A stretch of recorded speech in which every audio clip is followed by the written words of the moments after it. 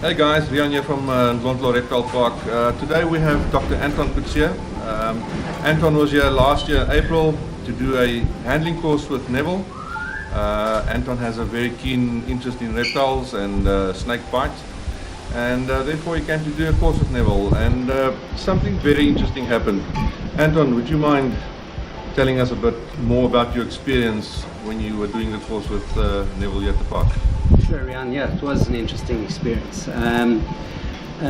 Neville and I and a colleague of mine in Land, a friend of mine who works in the ICU at Belita Hospital, Ian and I were doing a handling course with Neville over 2 days. Unfortunately, he couldn't make it on the second afternoon, so it was just Neville and I, and Ian was going to join us later if he could make it. But he never did get there, so Neville and I started doing some handling, and we worked with some puff adders, some snouted cobras, small ones and large ones, and then we were going to finish off with this 1.7 meter green mamba that Neville had caught the day before. So we went out to one of the little trees outside, and Neville put the snake in the tree, and the camouflage was amazing because this 1.7 meter snake disappeared in the green leaves. We could hardly find it. Eventually, Neville spotted some coils and put the snake out the tree with a hook. We didn't have tongs with us. At about that time, it was about 10 to 4 in the afternoon, a phone call came through, so Neville let the snake go, and it went into a little clump of bushes, a little clump of irises just underneath the tree. Very small clump of bushes, about 1.5 by 1.5 meters, but we couldn't see the snake in there because of the camouflage. So I was on a slight incline and Neville was below, and we were trying to isolate a coil and hook the snake, but then the snake made a dash for it, and behind Neville stepped back onto it, and the next thing I heard him shouting that he's been bitten. So I came around the tree, and I think in panic and haste I bent the hook stick.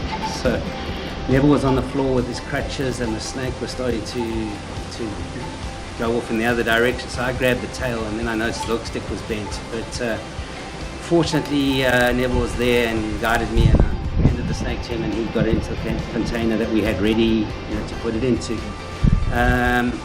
Then it was all a bit scary at the time.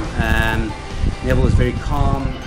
I got hold of Ian. I phoned Ian to tell him that Neville had been bitten and to meet us at Belita Hospital. Neville managed to get hold of Samantha, and Samantha got hold of Helen. And then I brought the car around. At that stage, all your teaching on first aid, etc., goes out the window. I just wanted to get him to the hospital for treatment as soon as possible. So we got him into the car, and fortunately, within 14-15 minutes, we were at the hospital, and I was just relying on Neville to get me there because I didn't know the way. There was a little bit of traffic, afternoon traffic at 10 to 4. So he was calm. He was sweating a little bit and complaining about a little bit of pain in the leg, So we knew it was a serious bite. He immediately after the bite, he said to me that this is a serious bite.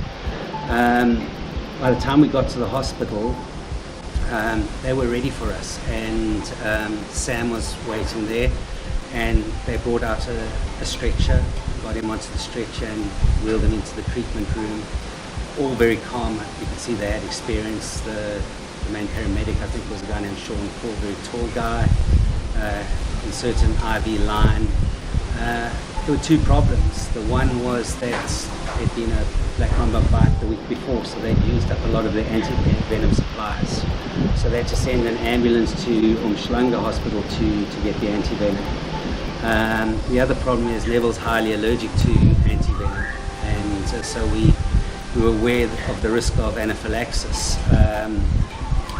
But Ian was confident that anti-venom needed to be administered, so he gave adrenaline and I think some antihistamines before, and then started a slow infusion.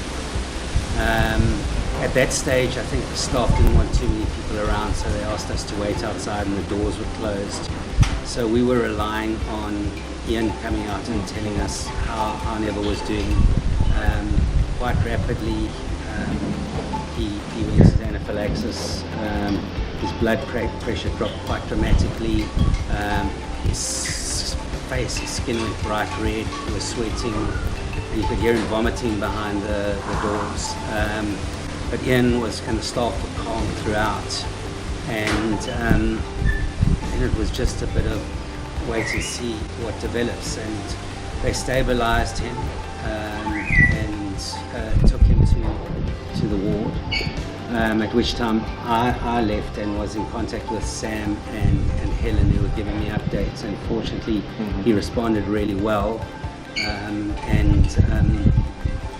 The next time I saw him in the morning, I was struck by, asked him how he was, and there were two things. He said to me, the good thing about Mamba bites is they either kill you quickly or you get better quickly. So, and the second was he was more concerned about the Mamba than about himself. You know, that's Neville. You know, we know him like that. He said, I put my full weight on it and I hope its spine's all right. So in the end, I think they were both okay.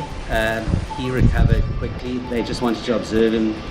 You know, that there was no further reaction to the anti-venom, and I think he was out within 24 hours. And the snake was also okay. So all ended well. Ended well. So Yeah, absolutely. yeah. So, yeah, thank you so much for coming in. Pleasure. Good to be here again. Awesome. You didn't expect to get such a first-hand experience with a snake bite, doing a handling course and being a medical doctor. No, that was an added, if you can call it a bonus, but I'd rather not go through that again. Awesome. Great. You, Excellent. Thanks, Rian. Keep well. Thank you. Hey guys, Rian here again from Ndlondlo. I just want to introduce you guys to Samantha Cumming. As many of you know, Samantha is one of our members on the team. We are a rescue unit and she's one of the rescuers. And last year in April, when Nev did a course with Anton Kutsia, Samantha was out on a snake call, and as you know, there was an incident with the green mamba, and Sam wasn't there at the moment. She was out on the call, and she only heard about it later on, and she joined up with them at the hospital. So I'd like to just ask Sam if she could just tell us a little bit about her experience with this whole thing. Sam, if you don't mind, please. It was terrifying. It was very scary. I was on my way back from a snake call, and my phone rang, and I thought, who was that? Knowing that Nev and Helen were out, I answered the phone. It was Neville. He told me that he could not get hold of Helen, that she was out on a snake call as well, and that he had been bitten during training by a green mamba, that he was on his way to the hospital, and that I was to go ahead, phone them, arrange things, and meet him at the hospital. When Neville phoned me, I was about 3 minutes from the hospital, so rushed over to the hospital. I think the most important thing to remember was that Neville is allergic to the antivenom, so I think that was vital to tell them first. So you went and prepared them for that and that kind of thing? Okay. I arrived at the hospital, informed the trauma unit, who managed to get hold of the antivenom in that, informed them that Neville was allergic to the antivenom as well, so they had to prep for that as well. I think I was at the hospital for about 5-6 minutes when Neville and Anton arrived. Very scary. When Neville arrived, you could see that the symptoms had kicked in already. And he, despite all the symptoms, all that, he still managed to phone you and tell you the whole story. He still managed to phone me, not the whole story, just to phone me and tell me that he had been bitten, and that Anton was with him, because that's what I asked. I said, who's with you? Are you driving yourself? And he said, no, Anton was with him, and that Anton would drive him to the hospital, but I'm to meet him there, and to let them know so long what had happened. So asked him what bit. It was green mamba. Arrived at the hospital, through the casualty doors, and everybody was looking for the victim, and I said, no, not me. It's Neville, who's been bitten by a green mamba, and he's allergic to the antivenom. They managed to phone up 2 other doctors as well that arrived, and while they were prepping, Nev and Anton arrived. When Nev arrived, you could see the symptoms had kicked in already. I asked him how he was feeling. He was mobile, he could walk in by himself, Asked him how he was feeling. He said not good. He's starting to feel the symptoms now. They took him into the trauma room. They started hooking him up to the machines and that. And I think the anaphylaxis kicked in about 8-9 minutes afterwards. It was a very short while. It was very scary. Was that now from the bite itself or from the antivenom that they administered? No, that was from the antivenom. Okay. Sorry, no, they treated, what happened was they treated for the anaphylaxis first before administering the antivenom. Okay. It was awful to see. It was awful. Nev was shaking, in and out of it, like dozy, eyes closed. It wasn't a good thing. It wasn't a good thing to see. In between all of this, Helen arrived, not knowing what was going on, had just heard that he'd never been bitten. So it was difficult because it was trying to keep everything, like with Nev, trying to keep up to date on his treatment, what was happening with him, dashing in and out of the room, checking on Nev, being outside with Helen, trying to help Helen get through everything. Thankfully, Anton was there. Anton was a huge help to me. Support, and that Anton was amazing. And then they gave the antivenom and Nev had reacted badly. So they'd opened up the lines and that for in case they needed to do anything else with him. I remember the shaking. He was shaking uncontrollably. The bed was shaking with Nev on the bed. It was, I'm sure if I remember correctly, I'm sure they used the strap. I think they put a strap over him to keep him down because they were trying to monitor the pulse and the heart rates and oxygen and all of that, and they couldn't work on him because he was shaking so badly. If I remember correctly, they strapped him. And the leg that he was bitten on at the bottom was swelling, and you could actually see the venom going up his leg because of the color change of the leg. So the more the venom spread, the more inflamed or red the leg got all the way up. Nev could talk to me and converse with me in the beginning, but a little while shortly he couldn't speak, or you could see he was now, he wasn't in a very good place. It was extremely scary.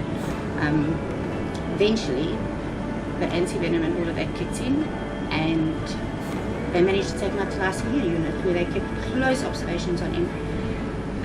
I remember the doctor telling us, if he pulls through tonight, he'll be fine. If he pulls through the next few hours, he will be fine. I remember him saying that, and I remember saying to Helen, well then we wait.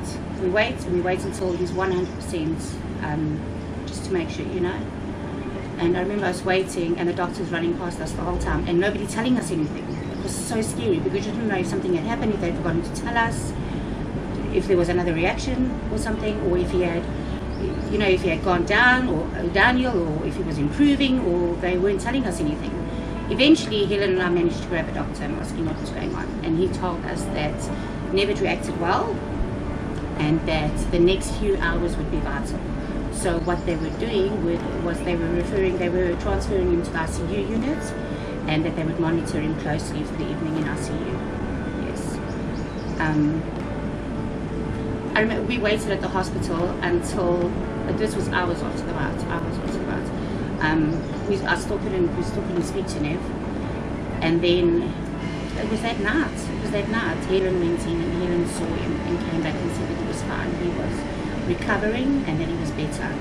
But that the doctors were still a bit nervous because of the allergic reaction, because of the allergy to the antivenom. The doctors were still a bit nervous. So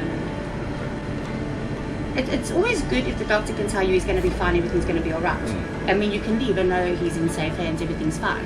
But when the doctor tells you that they don't know yet, they need to wait and see what the next couple of hours bring, that's nerve-wracking. That's when you worry, because you always hear these stories and you never really know what's going to happen.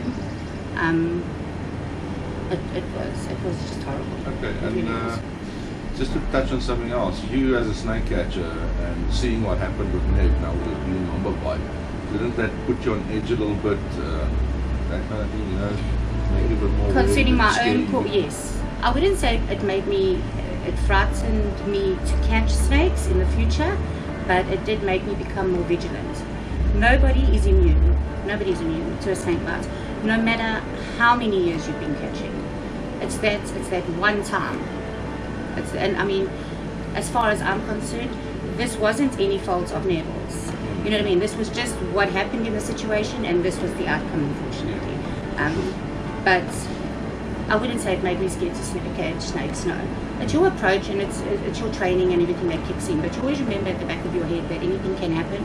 So no matter what, you need to be careful every single time. It did make me more vigilant about how I do my call, my call outs and that. And it was just to take things easy and slow down a little bit when working with them, because it can happen. And if it can happen to somebody like me, it can happen to anybody. Definitely, yeah. No, that's definitely true. Sam, thank you so much. Thank you. Thanks for taking the time to do this interview with us. Thank you. And yeah, good luck with all the catches in the future, and be safe. Thank you very much. All right. Thank you.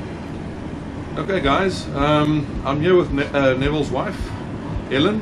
I managed to get a hold of her in her busy schedule, so I just wanted to get hold of her and ask her to tell us a bit more on her side of the story of what happened with the day that Neville got bit by the green mamba. I'm sure it was quite a frightening experience. You weren't at the park. Please tell our viewers a bit more what happened that day. Well, Sam phoned me. I was busy on a snake call. So when she phoned me, I wasn't stressed because we've done this before. So it's not the first bite. It's probably about the 20th bite, something like that. So we've done all sorts of bites, which I've normally treated with no need of hospital except for one black mamba bite, and he had to have some oxygen, and that was it. And then he was back by me again. Nothing. Okay. So I've done all the medical on him, treated him, done the systems, recorded everything. Everything's fine. This time I wasn't there. So yes, he was with the doctor. So I'm thinking, well, at least he can do CPR if something goes wrong. And when you were out in the call, which area were you in? Where were you? Were you far from the hospital? I was quite far. I was in Belito, but down at the bottom of Belito. All right. So I was catching a snake that was not there. Okay. So then I got the call saying they had been bitten by Sam, and please meet to the hospital. All right. So she was a bit of a drama queen, so I thought, oh, well, it's fine. We've done this before. So Yeah. had Jody with me because I'd already dropped Hannah at home. Get to the hospital, and symptoms are not looking good Okay. because I know what to look for. How long after Nev got to the hospital did you get there, or did you get there before him? No, he was there first. He was ready on the Okay. bed. They'd already Alright. put in the IV drip. They'd started adrenaline, phenergan, that was already going through. And then our friend, one of the medics, ran in with the antivenom. And he walked past me, he says hello, and then realized it was Nev. He picked up the box, started to walk out, and the doctor said, no, he's going to have the antivenom. Okay, so obviously he knows He Nev's knows. whole history and all that, Yes. so that's why he turned around with the antivenom. Then the other medic ran in, and he took one look at Nev and said, he can't have antivenom. So the doctor said, no, we're going to do the antivenom, that's going to be fine. So I said, okay, well, Mm-hmm. he's got this under control. And as soon as he started applying the antivenom, his whole body went in and anaphylactic reaction. Okay. Straight away. And can you remember how many vials did they administer? I think in total was 9 before he went up to ICU. No, he had more in ICU. Okay. I think in total there was about 13 vials, About 13 vials. in but it. he had 9 vials during the period before ICU. Okay, alright. So, And they probably had done a few more, and then they had to put a drip into his heart. okay. Yeah. Yeah, so with 13 vials all in all, this was a serious envenomation. Yeah. Alright, okay. His skin was clammy, his pupils were dilating, the stats on the machine were going pear-shaped. And we all know that Nev's been bitten before by many snakes, including black mambas and all that. How would you compare this bite to previous bites? Or was this by far the Well, this worst was in his your third green mamba bite. third green mamba? The 2 bites before were hatchlings, and it was just a scratch. So he literally showed no symptoms. He had some allergics and 100% fine. Because every bite I record every symptom from the time of the bite. So we ring, make a ring around the bite and put a time on it, and then I record symptoms. But this one was bad. The snake pumped a whack load of venom into him. It was a fully grown adult mamba, and it just pumped him full of venom. Bite, yeah. It was a full bite. Obviously because Nev stood on the bite, on the snake. You know, it's a serious defensive If I'd been fight, there, it wouldn't have happened. Oh my goodness, yeah. And tell me, were you with Nev then the whole time? You know, Yes, while he was in yes. hospital and all that? I left at about 10:30 at night. The anaesthetist, the doctor and I went out for coffee, you know, in the hospital, and we just chatted the whole thing through. Anton already left quite a long time before that, so I stayed quite late. Okay. And how long was Nev in hospital for? He came up the next day. Oh, the next day. Yeah. But I was on the phone with Anton about every hour, because he was on the phone with the other doctor who's his friend. Okay. So he would then refer, you know, all the messages to me. So I went to bed about 1:30, and then I was back at the hospital at 4:30 in the morning. Oh, okay. And knowing Nev, I'm sure you was back at work the very next day. He was. Awesome. Yeah, that's Neville for you. But thank you so much for taking the time to come and speak to me and letting our viewers know your side of the story. Much appreciated. Thank you. Thank you. Alright guys, we've got the man himself, Neville Wolmerans. Everybody knows Neville. Neville's been in this industry for the last 100 years. He's not a newbie when it comes to handling snakes, especially the venomous ones. It's a passion of his. And he's also the owner of Ndlondlo Reptile Park. Nev, you were bitten by a green mamba last year in April, and I'm sure it was quite an experience, because I believe this was a very serious bite. Could you run us through from the beginning what triggered this whole bite and what led to this whole thing and your experience? Yeah, Rian, you know, I do a lot of training for people, and I always hammer on protocols, system, worker system, you know. And what happened was I never practiced what I preach, and that is the truth. That's the reality. So I was negligent, first of all, by answering the phone. That was the first thing that triggered it. I should never have answered the phone. I should have put the snake away and then answered the phone. And I shouldn't have been as blasé about it as what I was. That is the first point. But I've got to say this, that the things that led up to the bite were all wrong. But from the moment that the bite happened, I think it was done according to the book. Okay. First steps is that I realized that with Helen away and nobody else there knows where the first aid equipment was, me incapable of walking, or rather not wanting to walk all the way into the office, go and look for the first aid materials and then hand it out and get the first aid done. My immediate step, my immediate thought pattern was get straight to hospital.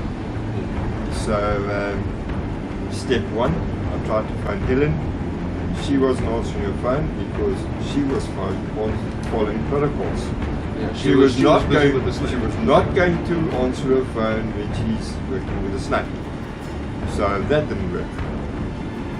New step two, I'd phone Sam. And ask Sam to get hold of the hospital first and then get hold of Helen. And Sam later told me that she tried to phone the hospital and couldn't get through. She thought she was just so much closer than battling with the phone that she just drove straight through to that, which gave me the impression that she had a clear line of thought and it was all okay. So she went through to the hospital, notified them what was happening. In the meantime, I knew that I had to navigate Anton to the hospital. Whereas Anton, So you couldn't afford to, you know, pass out and that kind of thing. And so, no, so you need to direct him to the hospital. he had no clue where the hospital was. Yeah, because he's not from the area. And now it was 4 o'clock in the afternoon and it was afternoon traffic. And so I had to be very clear as in directing him which lane, where to go, what to do, and so on. And that I did effectively, and Anton, it took him a little while to settle and to understand that it's all going to be good. Because I think in the beginning he panicked a little bit.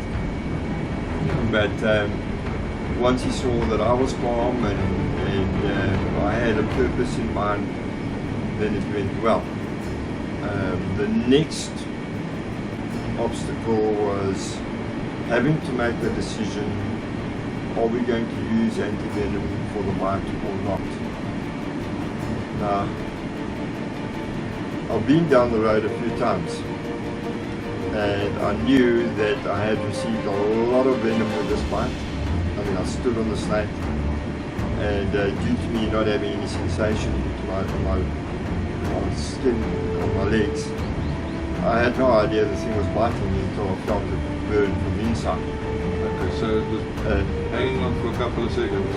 Yeah, it had been on there a good second and a half, 2 seconds, you know. And there was a fair amount of venom in there, and I could feel the symptoms setting on rapidly as we were approaching the hospital. I could feel the symptoms setting on rapidly. And so when we got to the hospital, I had said, and I said to Anton and Ruth, we're going to have to consider using antivenom and combating anaphylaxis. That's one of the things that we're going to have to consider. And that I thought it was best to preempt anaphylaxis, as in getting the adrenaline and phenergan in big quantities to combat anaphylaxis. I can remember clearly the IV going in, and I can remember them putting in the phenergan and the adrenaline, and the minute they opened the antivenom, the anaphylaxis set in rapidly. I started convulsing, and everybody was in panic mode. So that was Sam earlier spoke about shaking, so that's how convulsions and stuff. Yeah, and it was professional panic mode, because you know the team at Albalito is superb. They're really professional, and they dealt with it. Sure, I wouldn't choose another hospital to go to. That's how well they dealt with it, understanding my whole background with anti-venom and all that. They did well. Then the next thing that, you know, I sort of lost it a bit. I was not aware of my surroundings, and I was just vaguely aware of a lot of activity going on around me, but I didn't know where I was and what was happening. But you know, I've got a strong Christian faith, and I knew that my God would put the right people in the right place at the right time and pull me through this. I was confident of that, and that happened. When I came around, it was actually devastating to see the effect that it had on the people around me. And this is the one thing that I want to urge all these guys that free handle snakes and do silly stuff with snakes. You know,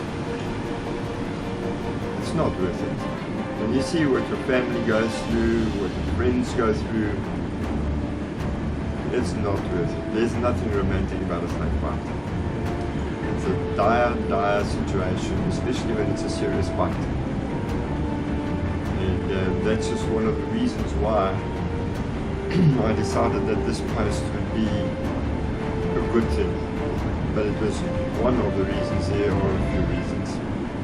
Yeah, you know, it's a lot of people don't think about it, you know, the way you just explained to us, you know, how it affects the people around you. You know, I personally have seen a lot of people out there taking big chances with venomous snakes, venomous exotic snakes. It's even worse than our local species if you get bitten, yeah, because of the anti-venom that is unavailable. Yeah, so I'm hoping that the people watching this video, and also especially the youngsters, the up and coming snake handlers out there, you know, people that's going to take over from us one day, will look at this and say, wow, guys, is it worth taking the risk or not? You know? Because it's not all about yourself, it's about the people around you. No. You see, Jan, we're a rescue unit, as you well know. And for us, it's not about the individual. If it was about the individual, I would not have established a team around myself. You know? It's not about the individual. It's about the job that needs to be done. You know? And we're in this game because we're passionate. We're passionate about the animals, we're passionate about conservation. And I have a special passion for people. And, you know, I don't like to see people go through trauma. I don't like to see people go through tough times and things like that. So that's another motivating factor why this lesson is so important for everybody to learn. There's a general laxness amongst a lot of snake catchers, and it leads to blaseness, and that's when accidents happen. I can't stress enough how important the systems are. And how important it is, first of all, if you're dealing with these kind of things, to have the protocols in place. Absolutely. Thankfully, I didn't have to go and open a book and say, what's the protocol? Well, obviously, you've been dealing with it for years, so you know exactly. It's just amazing and a miracle, if you want to call it that, you know, you were able to keep so calm through this whole thing and direct the people around you and tell them what to do. It's amazing. I take my hat off to you for that. Not to me. Awesome. No, you're 100% right. Dave, thank you so much. Thanks for sharing your story. You know, I'm a snake catcher myself. I've been bitten a few times, but nothing as serious as a green mamba or a black mamba. Hopefully, I'll never get there one day. I'll try my best not to. I'm grateful that we can learn from people like you, you know, and not get complacent with what we are dealing with every day. It's not a joke dealing with a black mamba or green mamba or a forest cobra for that matter. You know, we're dealing with animals that can kill you. And thank you very much. Thank you. Super. Great stuff. Thank you.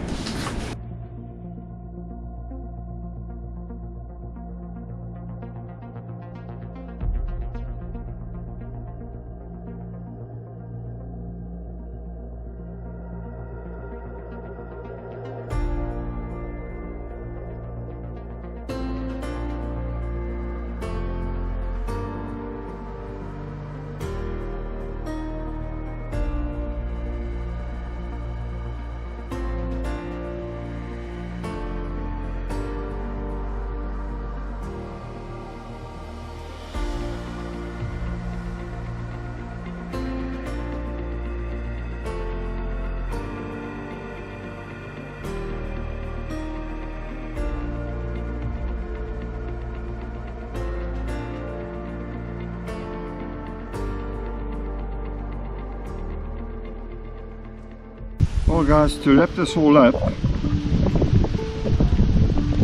there's a lot of thank yous to be said. This whole snake bite was a rather traumatic event,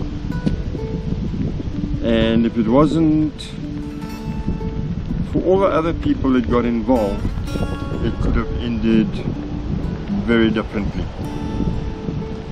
And so I hate to say the thank yous in any particular order, but I'm going to start with the team. And firstly, thank you to Rian for hosting this and doing such a professional job. Thank you to Sam for her involvement.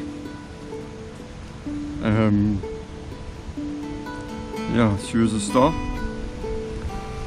Thank you to the paramedics, first line of defense at Albalita,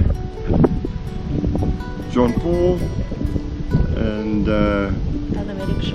other medic Sean, and Dr. Ian Lander, Dr. Anton Coetzee, the other guys in the snake trade, and again in no particular order, Mike Perry, Arno Nadir, Johan Marais.